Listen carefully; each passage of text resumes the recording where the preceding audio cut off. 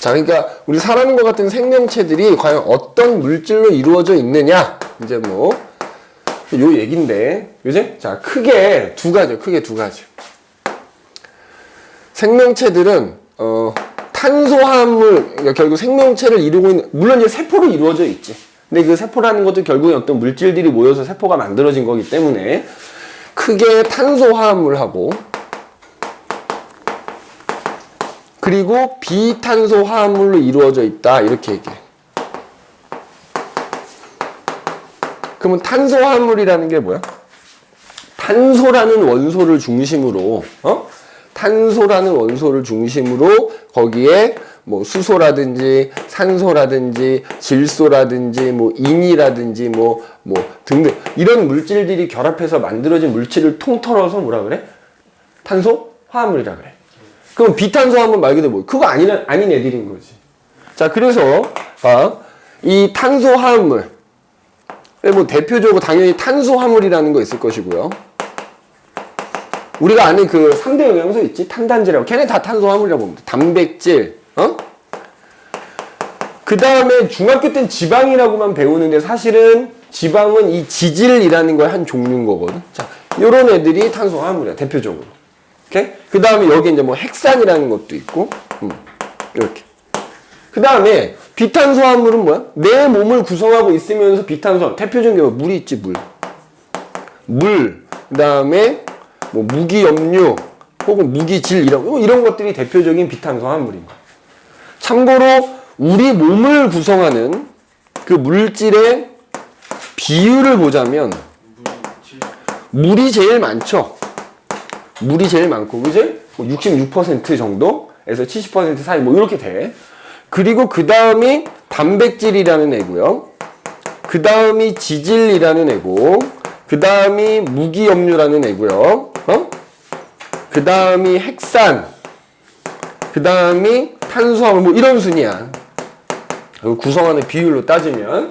그래서 지금 얘기했지만 예를 들어 물은 가장 많은 비율을 차지하는 물은 비탄소화물인 거고, 그지? 그 다음에 또 누구? 여기 무기염류라고 하는 애도 뭐다? 비탄소화물인 거지. 그럼 나머지 얘네들 뭐 단백질이니 지질이니 핵산이니 탄수화물이니 하는 애들은 탄소화물이 되는 거지.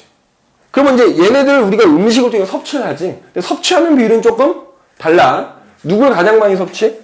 탄수화물을 가장 많이 섭취하죠.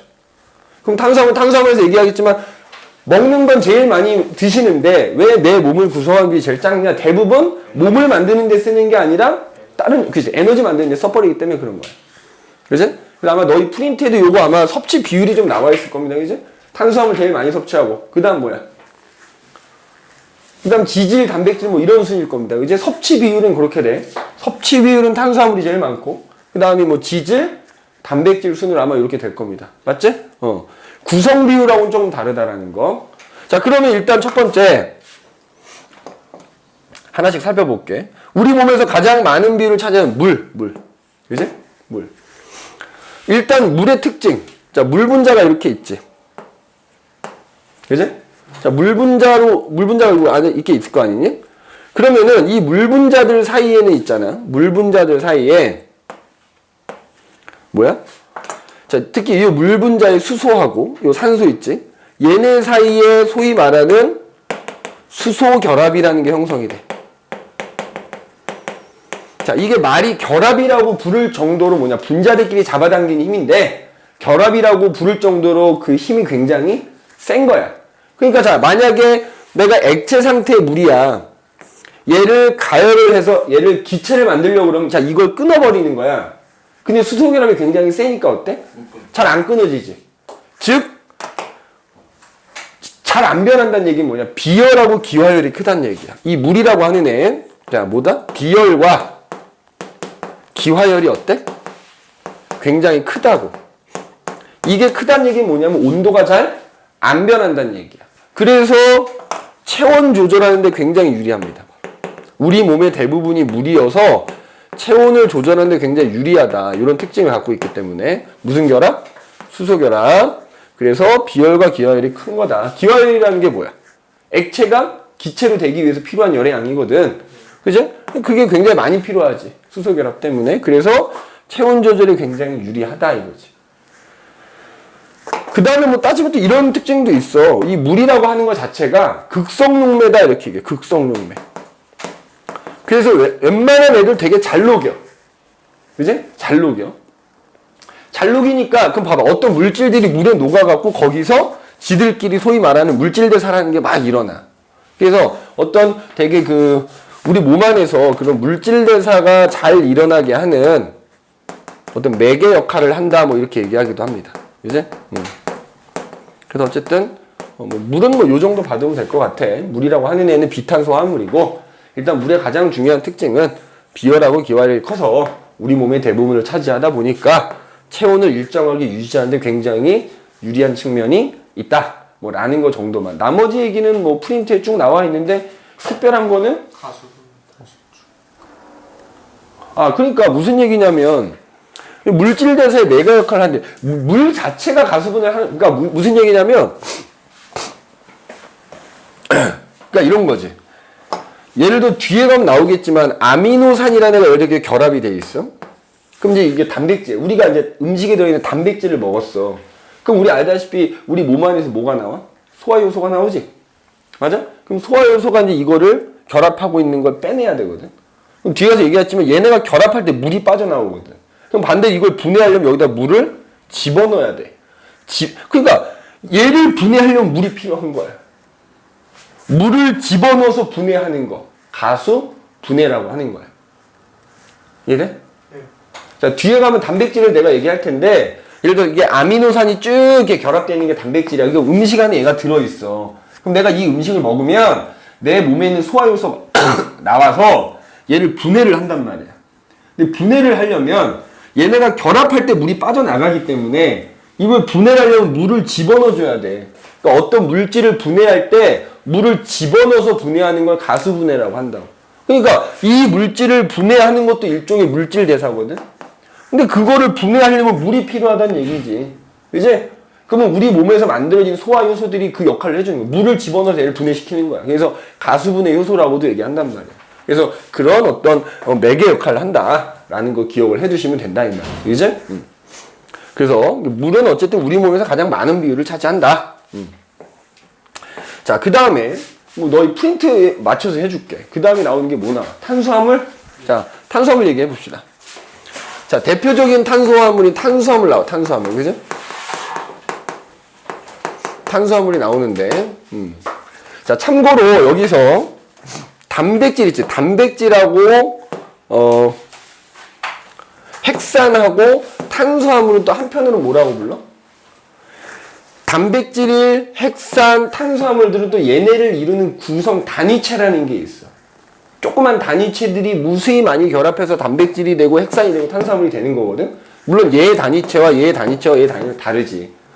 그럼 그런 애들은 뭐야? 중합체라고도 부르고 다른 한편으로는 고분자 화합물이라고 불러. 그러니까 만약에 이렇게 쭉 써놔. 고분자 화합물 고르세요. 얘가 된단 말이야. 알겠니? 그래서 일종의 자, 그러면 일단 구성 원소가 있을 거 아니야.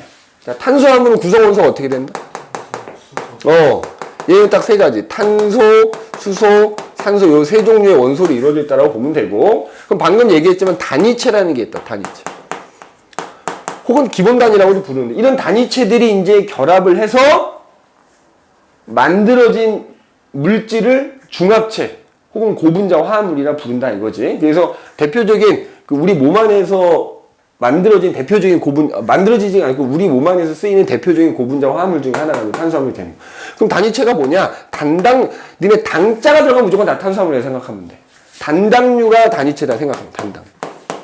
근데 단당류도 종류가 여러 가지가 있어. 우리가 제일 많이 들어본 놈 누구? 포도당, 과당, 갈락토스, 그 다음에 뭐 디옥시리보스, 리보스 뭐 이런 것도 있어. 자, 이거 프린트에 다 있는 거기 때문에 이거 외우셔야 됩니다. 그지? 여기 이제 단위체다 생각하면 돼. 그지? 얘네들이 다 구조는 조금씩 다르지만 다 기본적으로 탄소수, 산소로 되어 있는 거야. 그럼 이제 이런 단위체들이 결합을 한다. 특히 이런 단당류가 두 개가 결합하면 이당류가 되는 거죠. 그래서 대표적인 이당류로 엿당, 뭐 설탕, 뭐 젖당 이런 애들이 있는 거지. 자, 엿당은 포도당과 포도당 2개. 보통 니네 그림으로 나올 때 약간 이렇게 육각형 모양 나오거든. 포도당 이렇게 육각형 모양으로 생겼어. 그래서 포도당 2개가 이렇게 결합을 합니다. 자, 여기서는 자세히 나오진 않지만 이거 결합할 때 물 빠져나갑니다. 알겠니? 무조건 니네 단위체들이 결합해서 중합체라는 게 만들어질 때는 단위체하고 단위체가 결합할 때 물이 빠져나간다 생각하면 돼. 그럼 봐. 포도당하고 포도당 2개가 결합하면 엿당이 되고요. 포도당 분자 하나에 과당 분자가 하나 결합을 하면 설탕이 되는 거고요. 그 다음에 포도당 분자 하나에 갈락토스라는 분자가 결합하면 젖당이 됩니다. 자, 그 다음에 이런 단당류가 수백 수천 개가 무수히 많이 결합을 해. 그럼 그걸 뭐라 그래? 다당류라고. 다당류. 그러니까 단위체는 얘고요. 얘네들이 결국 또 탄수화물의 한 종류라고 볼 수 있는 거야. 자, 근데 대표적인 다당류로 녹말, 뭐 글리코젠, 뭐 셀룰로스, 뭐 이런 것들이 있는 거야. 똑같은데 얘네들 이제 결합하는 뭐 구조나 그런 게 좀 달라서, 그지? 전체적으로 이제 다른 모습을 띠는 거다. 마찬가지로 단당류가 수백 수천 개가 결합을 한 거다. 그지? 그래서 보통 이제 녹말의 경우에는 식물들이 여분의 탄수화물을 저장할 때 식물의 저장 형태 이렇게 얘기하고요. 반대로 동물들이 그 탄수화물을 저장할 때는 글리코젠이로. 우리 사람은 남은 탄수화물 저장이 어디다가? 글리코젠으로 만들어서 저장한다고. 동물의 저장은 그럼 어디다 저장할까? 주로 간이나 근육의 저장, 근육. 알겠니? 이것도 기억해놔라. 간이나 근육에 주로 글리코젠이라는 걸 바꿔서 저장을 합니다. 자, 그 다음에 셀룰로스라고 하는 다당류도 있는데, 자, 얘는 뒤에 세포 구조에서 얘기하겠지만 세포벽. 식물 세포의 세포벽의 주성분이 됩니다. 알겠니? 세포벽의 주성분. 그래서 이런 것들이 있다. 그래서 탄수화물은 이런 단위체가, 그지? 단위체라고 하는 애들이 그러니까 이것도 탄수화물, 이것도 탄수화물이야. 그래서 단위체라고 하는 건 그 어떤 고분자 화합물을 구성하고 있는 가장 작은 분자 이렇게 생각하면 되고, 자, 우리가 배우는 뭐 탄수화물, 단백질, 핵산 다 마찬가지인데 물 빠져나가면서 단위체들끼리 결합을 한다. 자, 참고로 이게 이제 단위체 예를 들어서 이런 단위체들이 결합하면서 물이 빠져나가면서 결합하는 방식을 뭐라 그래? 탈수, 축, 합이라고 보통 얘기를 합니다. 알겠니? 그래서 결합 방식은 탈수, 축합이 되는 거야. 그래서 단위체들이 무수히 많이 결합을 한다. 그래서 그래서 어쨌든 아까도 얘기했지만 이런 탄수화물은 우리가 음식을 통해서 가장 많이 섭취를 한다. 가장 많이 섭취를 하지만 내 몸을 구성하는 비율은 가장 작더라. 그 이유는 대부분 에너지 만든다. 그지? 그래서 주 에너지 원으로 사용이 된다 이거지. 그래서 탄수화물의 경우에는 1g당 4kcal만큼의 열량을 제공한다 라는 거 기억을 또 해두시면 좋을 것 같다 하는 얘기입니다. 그지? 그래서 뭐 탄수화물은 일단 요 정도 보면 될 것 같고요. 잠깐 쉬었다가 그러면 요거 뭐 지질, 그 다음에 이제 사실 우리 완자에는 요 단백질하고 핵산만 좀 자세히 나와 있지. 근데 너희 학교에서는 지질도 얘기했으니까 잠깐 쉬었다가 그리고 이어서 하도록 할게요. 그 다음에 마찬가지로 탄수화물과 마찬가지로 이제 고분자 화합물 또는 뭐 중합체라고 하는, 그지? 단백질. 일단 물 다음으로 우리 몸에서 많은 부분을 차지하고 있다. 그지? 일단 얘 구성 원소는 그럼 어떻게 되느냐? 뭐 비슷해. 얘도 탄소 화합물이니까 탄소, 수소, 산소에. 근데 이제 얘는 추가로 이거 꼭 외워야 되지. 질소라는 원소가 있고요. 그 다음에 경우에 따라서 황을 포함하는 경우도 있어. 황. 요거 좀 꼭 기억해놔야 돼. 질소는 무조건 갖고 있어. 단백질이면. 근데 경우에 따라서 황을 포함하는 경우도 있다 라는 거 좀 기억을 좀 해두시고, 그럼 이제 얘는 단위체가 뭐냐? 단위체가 자, 아미노산이라고 하는 애. 아미노산. 자, 특히 이제 아미노산의 구조가 중요한데요. 자, 아미노산이 이렇게 생겼어.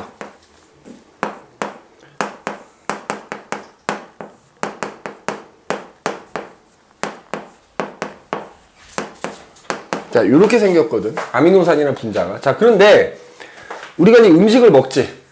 음식에 들어있는 단백질에서 아미노산을 얻는 거야, 결국. 그럼 그 아미노산을 가지고 우리 몸 안에서 필요한 단백질을 또 막 만들어, 세포들이. 자, 근데 그 단백질을 만드는 데 쓰이는 아미노산이 20종류가 있습니다. 20종류. 네? 20종류가 있어. 그지? 자, 그런데 그럼 아미노산이 20종류가 있잖아. 여기 봐봐. 그럼 여기 R이라고 써놓은 데 있지. 여기에 이제 어떤 원자나 분자가 달려있느냐에 따라서 아미노산의 종류가 달라지게 돼. 그래서 여기 R이라고 써져 있는 부분을 곁사슬이라고 불러. 곁사슬. 곁사슬. 어? 그래서 이 곁사슬에 어떤 놈이 결합하고 있느냐에 따라서 종류가 달라진다라는 거 기억하시고. 그 다음에 작용기라고 자꾸 여기 보면은 질소하고 수소가 결합된 부분을 아미노기라고 불러. 아미노기. 그 다음에 여기 탄소하고 산소 2개, 수소 하나가 여기 요 부분 있지. 요 부분을 카복시기라고 부릅니다. 카복시기. 참고로 이제 핵상에서 얘기하겠지만, 그래서 이제 아미노산이 몇 개가 어떤 순서로 결합하는지는 DNA에 다 그 정보가 저장이 돼 있어. 그거에 따라서 이제 아미노산이 결합을 하면 되는데, 그럼 봐. 여기 이제 아미노산이 하나가 있어. 그럼 그 옆에 또 다른 아미노산이 이렇게 하나가 있다고 치자.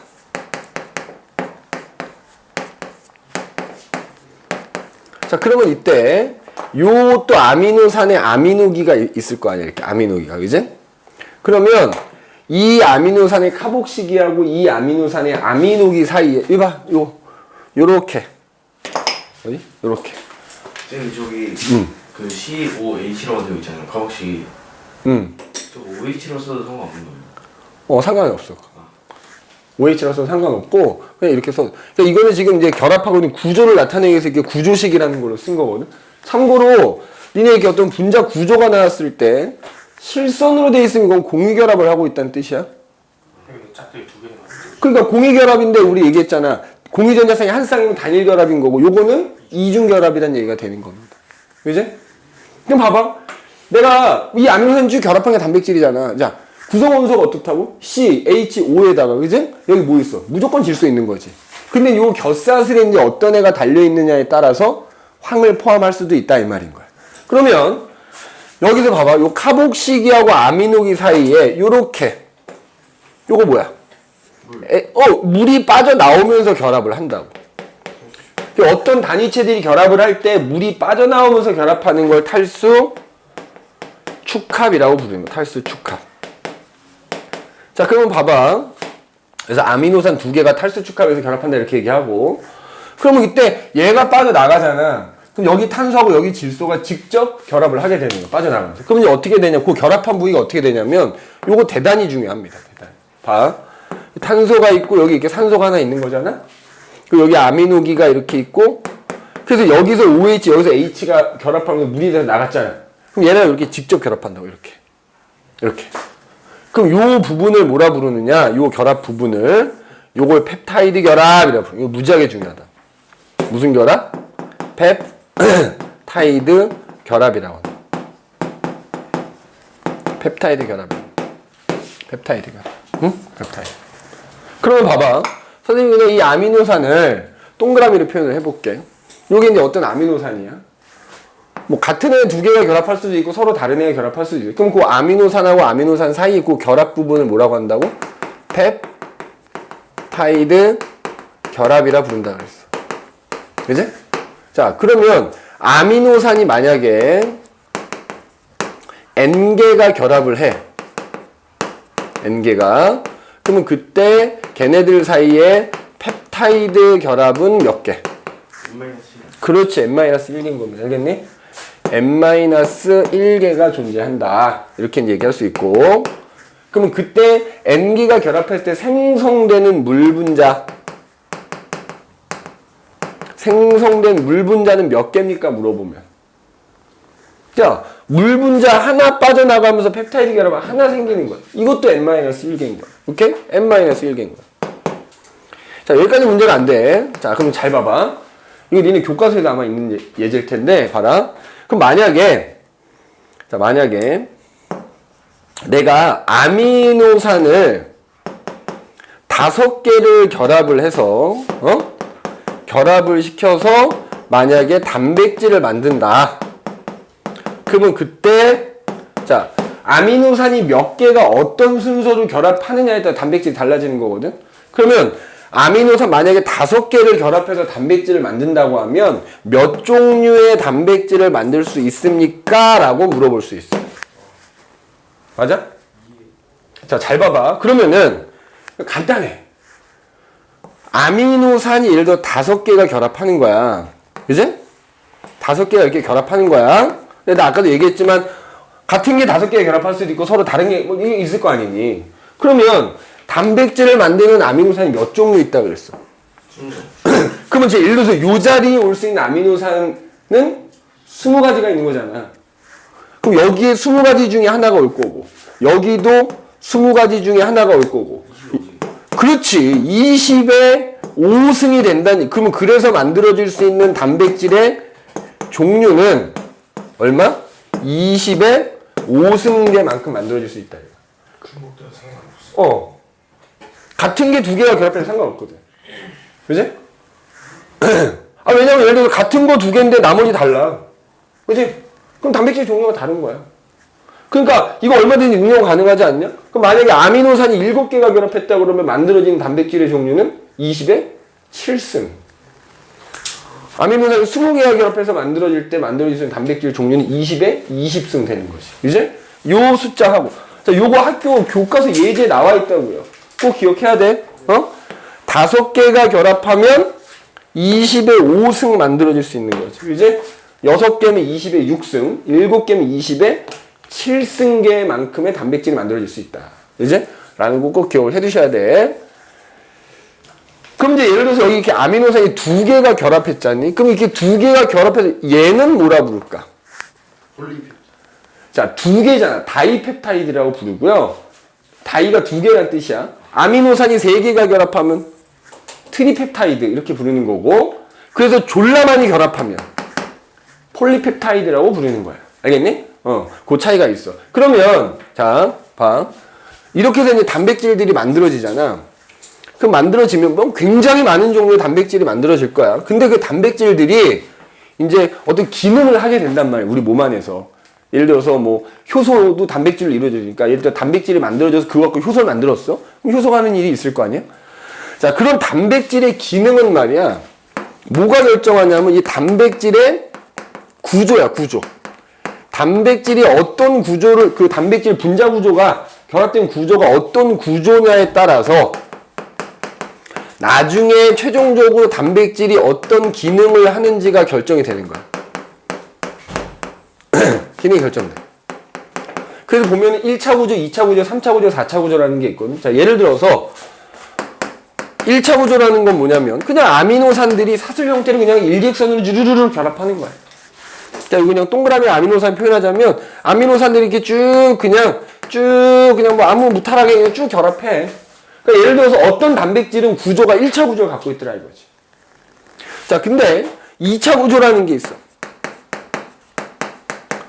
2차 구조는 여기 곁사슬이라는 게 있어가지고 거기 이제 어떤 원자나 분자가 달려있느냐에 따라 달라진다 그랬잖아. 그럼 걔네들끼리 서로 또 수소결합에서 끌어당길 수가 있어.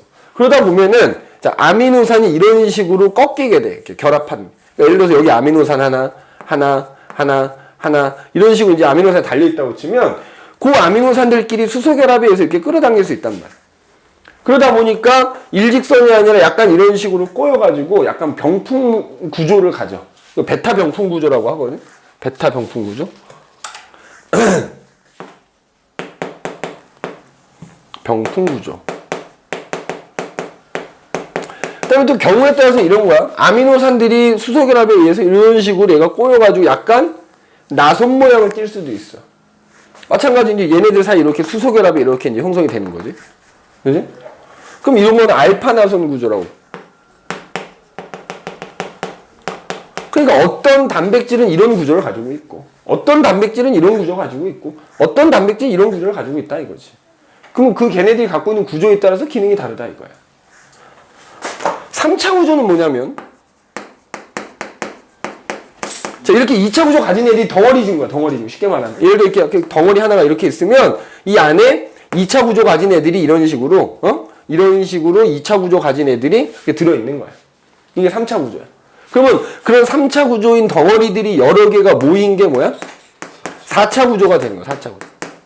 그 덩어리 진 애들이 이렇게 여러 개가 모여서, 만들어진 게 4차 구조지.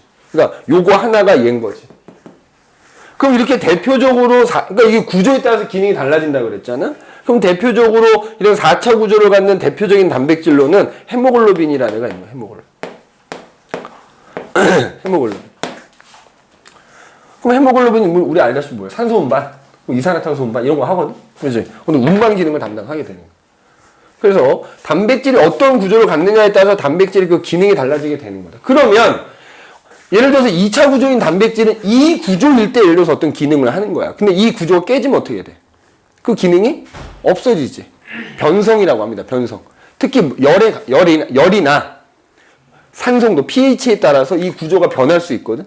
근데 한 번 변해버리면 다시 원래 상태로 되돌아오지를 않아. 우리 대표적인 거 그거 생각하면 돼. 계란 후라이를 좋아해가지고 계란을 프라이팬에 톡 터트렸어. 흰자가 투명하지. 근데 열을 가면 그게 어떻게 돼? 하얗게 변해버리지? 변성된 거야. 근데 그 하얀 걸 다시 식힌다고 해서 투명하게 되돌아오지 않지.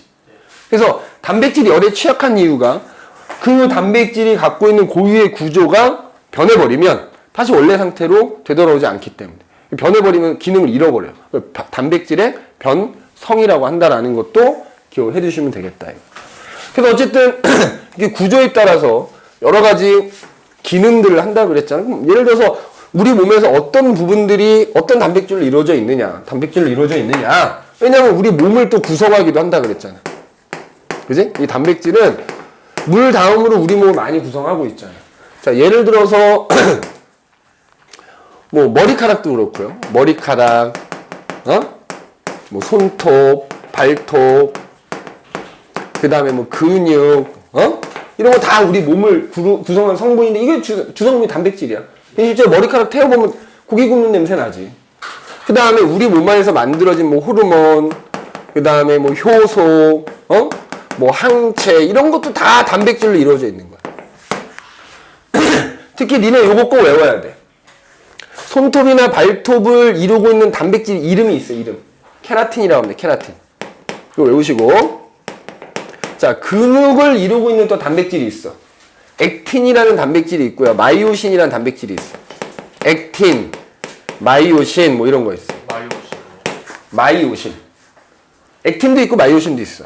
근데 아마 니네 액틴만 하지 않았냐? 네. 그치? 액틴만. 그럼 액틴만 외워도 되는데 마이오신이라는 애도 단백질이야. 케라틴 뭐 이런 거 있고. 그 다음에 이런 호르몬이나 효소나 항체를 이룬 호르몬들이 있다. 아니, 단백질들이 있단 말이야. 그 다음에 그럼 얘네들이 그럼 이 결국 얘네들이 하는 일이 단백질이 하는 일이라고 볼 수 있지 않니? 자, 호르몬 무슨 일을 해? 우리 몸 안에서 여러 가지 생리 기능 조절을 하고 항상성을 유지시켜주는 조절을 하지? 그럼 그게 단백질이 하는 일이라 볼 수 있지. 뭐, 예를 들어 생리 기능 조절. 그지? 그 다음에 알다시피 효소는 뭐해? 화학 반응, 물질 대사라고 하거든? 화학 반응에 관여하는 거지. 화학 반응 또는 물질 대사라고 하는 거에 관여를 하는 거고. 그지? 그 다음에 항체는 나쁜 세균이나 바이러스 들어왔을 때 우리 몸으로부터 우리를 지켜주는, 걔네 없애니까 방어작용도 한다? 뭐 이렇게 얘기할 수 있는 거. 그 다음에 지금 저기 써놨지만 뭐 헤모글로빈 방금 있잖아. 헤모글로빈도 있잖아. 헤모글로빈은 뭐 한다고? 산소나 이산화탄소도 운반하거든? 산소나 이산화탄소 같은 어떤 물질을 운반하는 기능을 또 하는 게 또 단백질이다. 그래서 결국 얘네들이 하는 일이 곧 단백질이 하는 일이다 이렇게 볼 수 있는 거고, 특히 니네 말장난 많이 치니까 요거 호르몬이 주성분이 단백질이라고 그랬잖아. 그럼 만약에 보기 선지에 모든 호르몬은 단백질로 이루어져 있다. 그러면 그건 틀린 말이야. 알겠니? 네. 호르몬 중에는 주로 단백질로 이루어져 있지만 호르몬도 여러 종류가 있을 거 아니니? 단백질이 아닌 성분으로 이루어지는 호르몬도 있어. 그렇기 때문에 모든 호르몬이 단백질로 이루어져 있다 그러면 틀린 말이 되는 거야. 알겠니? 그렇게 보시면 됩니다. 그럼 그 얘기 할 거야. 자, 그 다음에 이제 지질이라는 게 나와요. 지질. 자, 지질 얘기를 해볼게요. 지질. 사실 완자에서는 지질에 대해서 자세히 다루고 있지 않다만, 그지? 학교에서 했으니까 하자면, 자, 지질. 지질이라고 하는 것도 일단 구성 원소는 똑같이 뭐야? 탄소, 수소, 산소야. 여기는 탄소, 수소, 산소야. 사실 얘가 세 종류가 있어요. 그지? 자, 봐봐. 우리가 중학교 때까지는 흔히 지방이라고만 해서 배우지? 맞아? 근데 이게 중성지방 또는 그냥 지방이라는 게 하나가 있고, 그러니까 지방이라는 게 결국 지질의 한 종류가 되는 거지. 두 번째로는 인지질이라는 게 있고요. 세 번째로는 스테로이드라는 게 있어. 이 세 가지가 이제 다 지질이다 이렇게 생각하면 돼. 자, 그럼 이제 중성지방이라는 걸 볼게. 우리 알다시피 뭐 1g당 9kcal만큼의 에너지를 주잖아. 자, 일단 분자 구조를 좀 보자면 중성지방이라는 분자야. 이것도 큰 근데 참고 얘는 고분자 화물이다 아니다? 아니다. 이제 아니다. 얘네 다 아니다. 이제 봐. 글리세롤이라는 분자가 이렇게 있어. 글리세롤. 세로로 그릴까? 글리세롤이라는 분자가 이렇게 길다랗게 있고요. 거기에 지방산이라고 하는 게 이렇게 세 개가 붙어 있는 거야. 그지? 지방산이 이렇게 생겼어. 맞지? 나중에 이제 우리 음식에 들어있는 지방이 소화될 때는 어떻게 쪼개지지? 요거와 요거 두 개로 나뉘어지지? 요거 글리세롤에 지방산 하나 붙어 있는 걸 모노글리세리드라고도 하지. 이렇게 생겼어. 그래서 알다시피 이제 얘는 뭐 한다고? 1g 에너지원으로 쓰인다. 우리 몸에 들어오면 1g당 9kcal만큼의 에너지를 제공하는 에너지원으로도 쓰이고, 그 다음에 그 여분의 지방은 주로 어디에다 저장해? 피부 밑에 저장하지. 이제 피하지방이라고 부르지? 그래서 이건 체온을 조절하는 데 도움이 됩니다. 알겠니? 얘는 체온 조절하는 데 도움이 된다. 이렇게 보시면 되겠고, 자, 그나마 이제 지질에서 제일 중요하고 제일 출제 빈도가 높은 게 요거야. 인지질. 맞아? 자, 일단 이름에서 봐봐. 뭐 있어? 인이라는 원소 포함하고 있다는 거야. 그러니까 탄소, 수소, 산소로 이루어져 있다고 그랬잖아. 근데 얘는 거기에 추가로 인이라는 원소를 포함하고 있다라는 거 기억해 두시면 돼. 그럼 봐봐.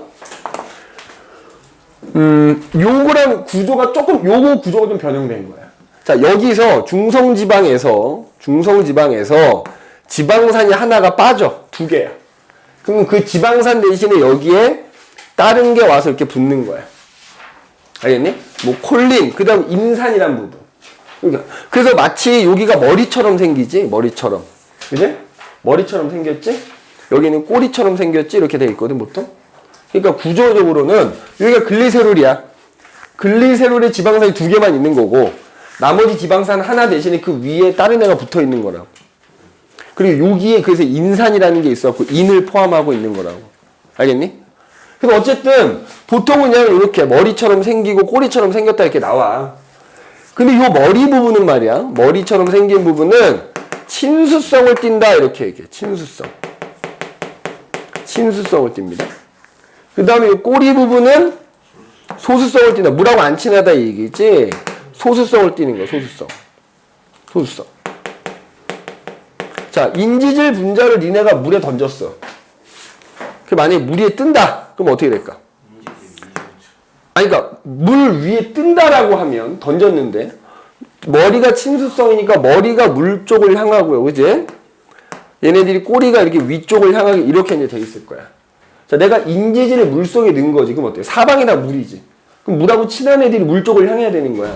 그러니까 바깥쪽으로는 머리들이 다 향하고 안쪽으로는 그 꼬리 부분들이 이렇게 마주보는 이런 식으로 배열이 될 거야. 그지?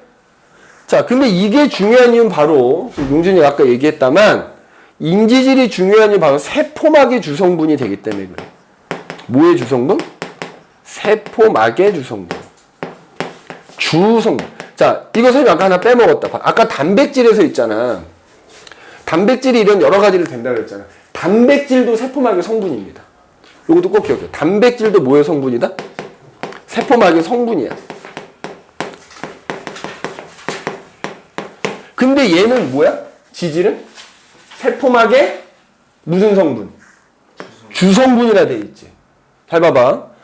우리가 예를 들어서 어떤 세포가 이렇게 있어. 세포가 이렇게 있으면 모든 세포는 가장 바깥쪽에 뭘 갖고 있다? 세포막을 갖고 있거든. 근데 뭐 그 안에 핵이 있든 없든 봐라. 세포들이 이렇게 있으면 이거 봐.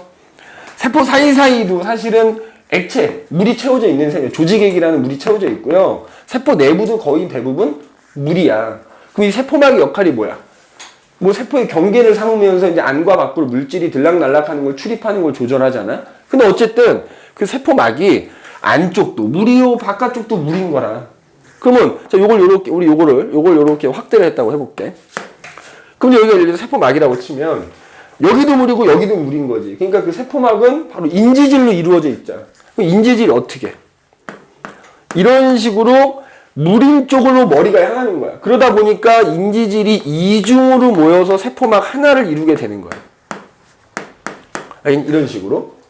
그러면 그 단백질도 세포막의 성분이라면 내가 오늘 인지질까지만 하고 마칠게.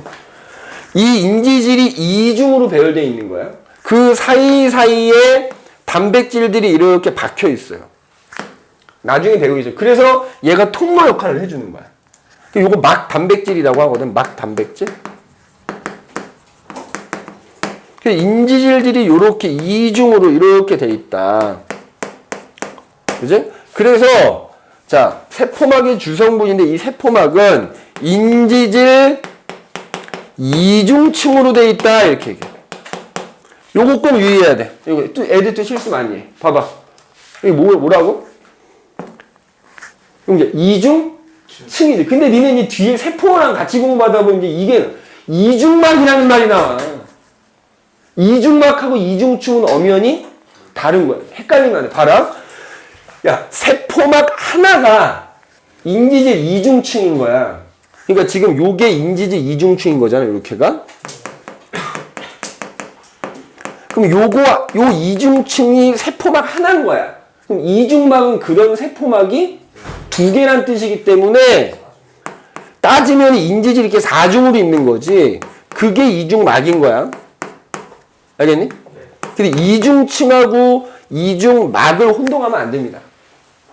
그리고 혼동 많이 해. 왜? 막 급하게 풀다 보면 이중층, 이중막으로 보고 풀고 이중막, 이중층으로 보고 푼단 말이야. 그지? 자, 니네가 지금까지 공부한 내용만 잘 돼 있으면 사실 시험 시간이 부족할 일이 없거든. 그러니까 제발 문제를 좀 꼼꼼히 읽어서. 틀린 거에 거의 90%는 실수야. 내가 예를 들어 니네가 두세 개 틀렸다. 그럼 거의 뭐 물어보나만 한두 개 무조건 실수한다고. 그러니까 실수를 줄이는 거에 최대 포커스를 맞춰줘야 돼. 지금까지 니네가 해온 대로만 잘 가면 니네가 몰라서 틀린 문제는 거의 없을 것이다. 그지? 그건 내가 장담한다. 그지? 누가 가르쳤는데. 내가 가르쳤기 때문에 니네가 모르는 건 없을 거라고. 실수를 안 해야 돼. 알겠지? 그지? 가끔씩은 개들이 패줘야 재밌잖아. 그지? 내가 뭐 완벽한 선생이겠어? 어쨌든 요 유의해. 이중층하고 이중막은 꼭 유의를 해주셔야 되겠다. 그래서 인지질이 시험에 잘 출제되는 이유는 바로 요 세포막의 주성분이다 보니까. 그지? 단백질도 세포막을 이루는 성분이 된다라는 것도 같이 기억을 해 두셔야 됩니다. 자, 한 김에 요거까지 마무리할게요. 그럼 스테로이드 있잖아, 스테로이드. 봐봐. 지질 중에 스테로이드라는 애가 있는데 얘가 약간 이제 고리 형태로 생겼어요. 고리 4개가 이렇게 붙어 있는 이런 형태인데 얘는 구조는 그렇게 중요하지는 않고요. 그림 보면 딱 알아. 고리 모양이 4개가 붙어 있으면 그게 지금 맞지? 그림은 고리 모양 4개 붙어 있지? 그게 스테로이드라는 것만 알면 되는데 아까 내가 그런 얘기했어. 얘가 모든 호르몬이 단백질로 이루어진 건 아니다라고 얘기했지. 스테로이드로 이루어지는 호르몬이 있어. 얘도 호르몬의 성분이 돼. 그게 콜레스테롤이 아니야. 그냥 일단 호르몬의 성분이 된다고. 특히 어떤 호르몬의 주성분이냐면 성호르몬이야. 남성 호르몬. 그래서 운동선수들이 불법적으로 스테로이드 주사를 맞죠. 그지? 그러니까 호르몬의 성분이 된다는 거야. 특히 어떤 호르몬? 테스토스테론, 남성 호르몬. 성호르몬. 내 주성분이 된다. 요것도 꼭 기억해야 돼. 그래서 모든 호르몬이 단백질로 되어 있는 건 아니고요. 그래서 테스토스테론이라고 하는 성호르몬. 그 다음에 이제 뭐 지금은 우리가 배우지 않지만 부신 뭐 겉질 호르몬이라는 것도 있어. 알려줬어. 그지? 부신 이런 걸 또 왜 알려주냐 이 말이지. 그냥 알고만 있어라 이 얘기지. 부신이라는 기관이 있는데 거의 겉부분에서 만들어지는 호르몬도 이 스테로이드로 이루어져 있다. 그 다음에 이 스테로이드 중에 콜레스테롤이라는 애가 있어. 자, 이 콜레스테롤이라고 하는 애도 세포막의 성분이 됩니다. 특히 동물세포의 세포막. 알겠니? 동물세포의 세포막 성분이 됩니다. 얘도 기억해 두시고. 물론 이제 그런 게 있다 그러지. 뭐 좋은 콜레스테롤, 나쁜 콜레스테롤 있어가지고 이제 선생님 나이 정도 되면은 이제 나쁜 콜레스테롤이 혈관에 쌓여가지고 혈관을 막아서 뭐 고혈압이나 이런 거, 동맥경화 이런 걸 유발한다고도 하는데 아무튼 세포막이 성분이 되기도 한다라는 거. 그래서 요 지질에 대해서 얘기를 해봤고, 그리고 이제 다음 시간에는 뭐 남았니? 핵산 얘기 마무리하고 그다음에 세포 얘기하도록 합시다. 그지? 그래서 다음 주에는 진도를 다 끝낼 수 있는 방향으로 좀 해보도록 하자. 알겠지? 자, 오늘 여기까지 합시다.